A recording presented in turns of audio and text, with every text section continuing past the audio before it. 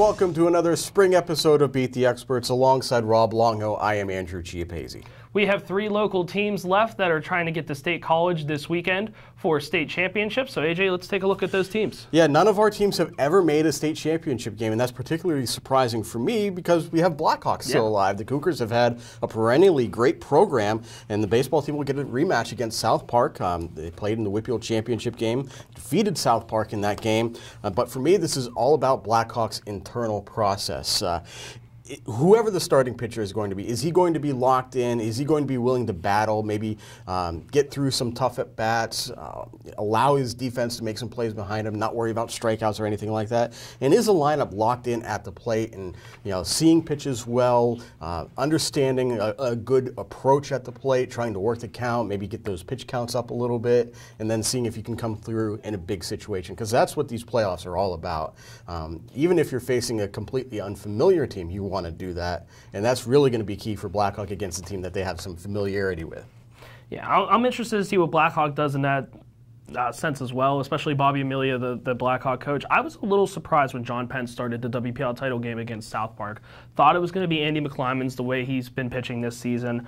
But now, does Amelia give South Park a different look in this game? Does he start McClymonds? McClymonds came in towards the end of the game to close it out. He struggled a little bit, but then again, he also had a very short leash. I mean, he got 2 runners on, and that was kind of shut down from there. Michael Turconi came in and was able to shut the door from there. So, and again, in that game, it only took Blackhawk 1 really good inning, 1 outburst to get those 3 runs in the top of the 4th inning to win the game. So that just goes to show when you play the Cougars, you have a very tiny margin of error to play with. And that's what South Park has. Yeah, absolutely right. Meanwhile, West Allegheny softball has its own bit of adversity.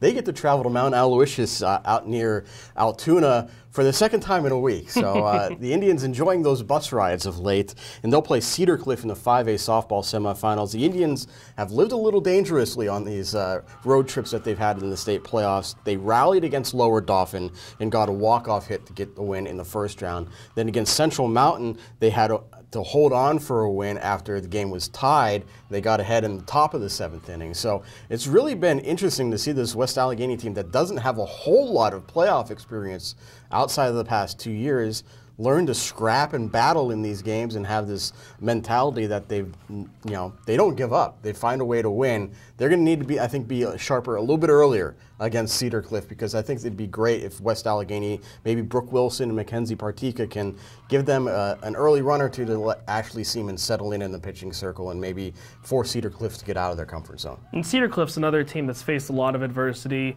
the rest of the season too. Lost 7 games in section play the entire year, which is a lot considering that they are in the PIAA semifinals right now. Cedar Cliff had to go 9 innings to win its 1st round playoff game in the district in order to advance to even get out of the 1st round of the playoffs. And then common opponents defeated Moon 9-6 in the 1st round of the state playoffs.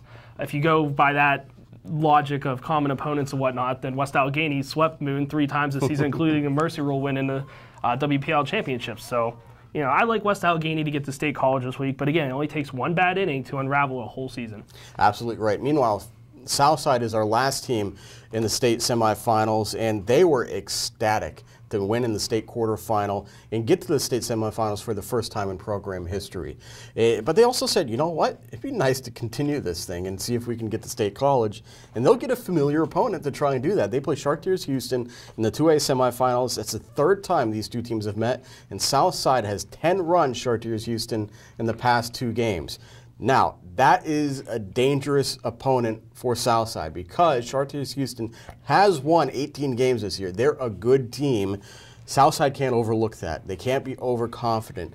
They can't allow themselves to believe, well, we've 10-run this team twice already, it's going to be easy, because Chartiers Houston has the capability to pull a surprise. They have already beaten Fraser, which they didn't do earlier this year, and be interesting to see how the Southside offense handles things, because that's where the Rams have struggled. When they've lost games, the offense has gone quiet. So from leadoff hitter Reagan Hozak to cleanup hitter Hunter Handy, and even girls lower in the batting order like Mackenzie Freeman, they need to be sharp against Chartiers Houston. Well, you've kind of alluded to it a little bit about what I was going to talk about, AJ, is after watching Southside's offense basically disintegrate the WPIAL championships against Fraser. I didn't think Southside was going to make it out of the first round of the state playoffs. So shame on me for thinking that way. But, you know, Southside was able to regroup, get back to what the Rams were able to do the entire regular season and, you know, pretty much handle those games pretty easily. So maybe it's a little bit of Southside counting its lucky stars a little bit here that Fraser got knocked off by Chartiers Houston. But again, it's very hard to beat a team 3 times in the same season. We shall see what happens. That does it for this week's episode of Beat the Experts. You can keep track of all these games on Monday on timesonline.com. Be sure to check out Wednesday for the latest edition of Game On the Record. So for Rob Longo, I'm Andrew Chiappazzi. That does it for now. We'll see you soon.